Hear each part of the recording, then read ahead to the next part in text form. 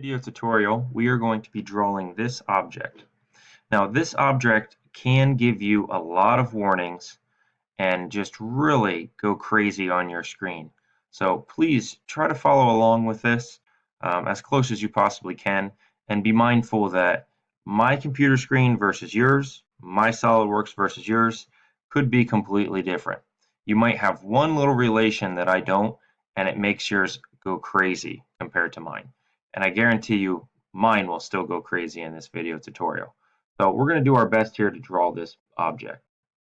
So we'll start out by going up and creating a new part. And the units for this is IPS. And we're going to be sketching on our front plane. Now it shows that there is a circle here on the origin. It shows that there's another circle over here to my right somewhere. So I zoomed out a little bit and just drew another one. And before I even start trying to draw this funky outside, I'm going to dimension these two. So it shows that each one of these has a diameter of 1. Then it has a horizontal distance of 10.62 apart. So select one circle, select the other circle, and make sure you have a horizontal distance here. So 10.62 apart. It also has a vertical distance. Select one, select the other circle, make sure it is a vertical distance of 1.68 apart. So now that both of these circles are fully defined, it should say that down here, and they're both black, now I can start to try to draw my outside, and everything won't go as crazy as it could. Okay, so first off, since we have this center point here, we see that there is a big arc going around this in the picture. So you're going to use the center point arc. Click your origin, move out to the right, and draw around. Now sometimes this tool glitches and it gives you a complete circle like this. Just move around a couple times until you get your arc that you want and the shape that you want. Do the same thing over here. Click its center point, move out and around, and this is exactly what I was talking about by it glitching. So you want an arc that looks something like that. Okay. Then we're going to move on to a 3-point arc. Select right here, and somewhere over here, we want a tiny little arc in here. Same thing here, somewhere over here, and a tiny little arc. You also can do that with this, so here to somewhere around here, and another arc over here. Now you notice they're all kind of crazy arcs. We don't have any relations in yet. So I'm going to hit the green check, and before I make my connecting lines there to there and there to there, I'm going to go ahead and make these tangent. So select the dot, make it tangent. Select this dot, make it tangent. You can do that the whole way around. So over here is tangent, and there is tangent. Okay. Now, before I do this, we're still going to fix this up. So there are no measurements for this arc here and for this arc here. But what you do see is a big crosshair going through this entire thing. So I'm going to pull this activity onto my screen so you can see it. There's a big crosshair going through it. And what we have to assume here is that this arc's endpoints are right there and right there. So this is a complete half circle.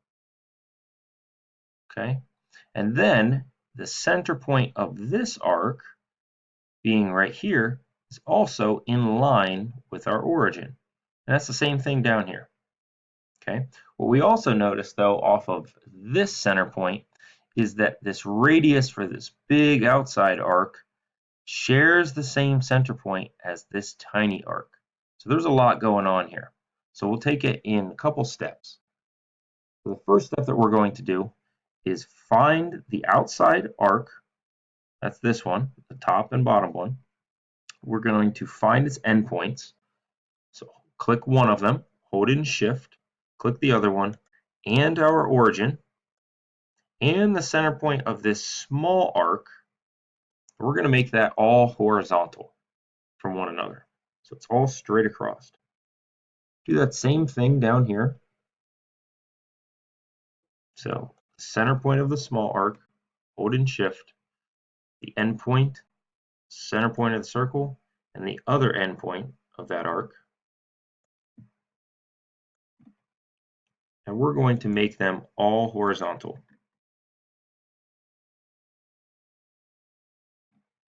I had to get my dimension there out of the way, so that's why I went back through and reselected these. It's making them all horizontal. Then this arc here and this small arc should be concentric. Okay, so notice this starts to rearrange everything. Do the same thing over here. Small arc and larger arc, concentric. Once again, it rearranged everything. Even before we draw these lines in, I would recommend adding some dimensions. So get your dimension tool, click on this big arc. Let's dimension that one first. And this dimension is 2.88.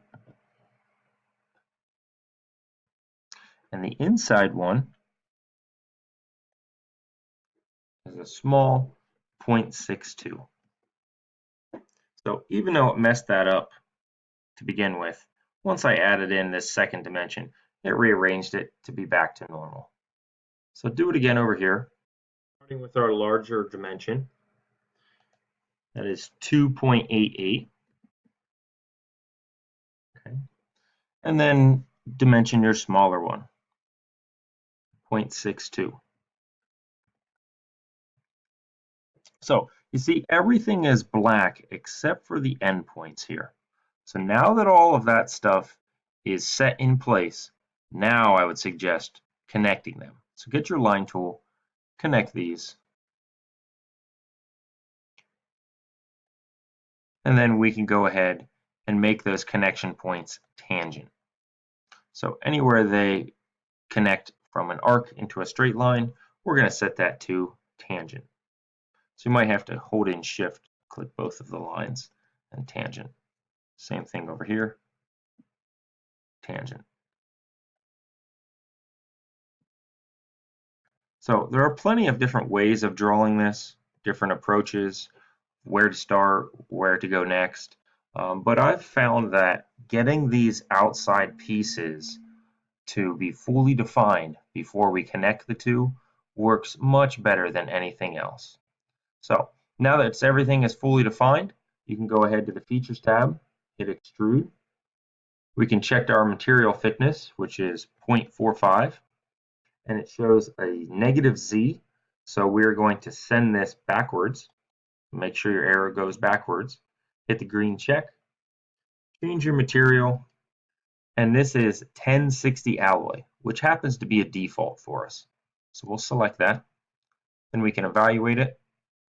And you should get a mass of 1.38 with a negative Z of 0.22.